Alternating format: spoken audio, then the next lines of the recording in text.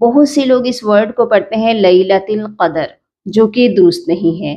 اس word کو کیسے پڑھا جائے گا، اس ورڈ کو پڑھنا سیکھیں گے۔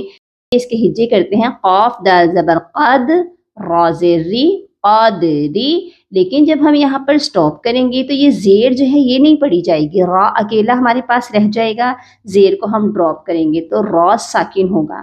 اب آپ دیکھیں دال تو ساکن ہے، را بھی ساکن ہوگا، تو دو لیٹر ساکن کو ہم کیسے پڑھیں گے؟ قد ر، قد ر، را کی زیر نہیں آپ نے پڑھنی، ٹھیک ہے؟ اکثر لوگ کیا کہتے ہیں؟ قدر، قدر کہنے سے ہم کیا مسٹیک کر رہے ہیں؟ ہم دال کے اوپر زبر دے رہے ہیں، جبکہ دال تو ساکن ہے، اس کے اوپر کچھ بھی نہیں ہے، اور را کی آواز صرف ر، آپ نے را کے مخرج کو صرف ٹچ کرنا ہے تو آپ کی را کی ادائیگی ہو جائے گی، را ساکن ہو جائے گا، ٹھیک ہے؟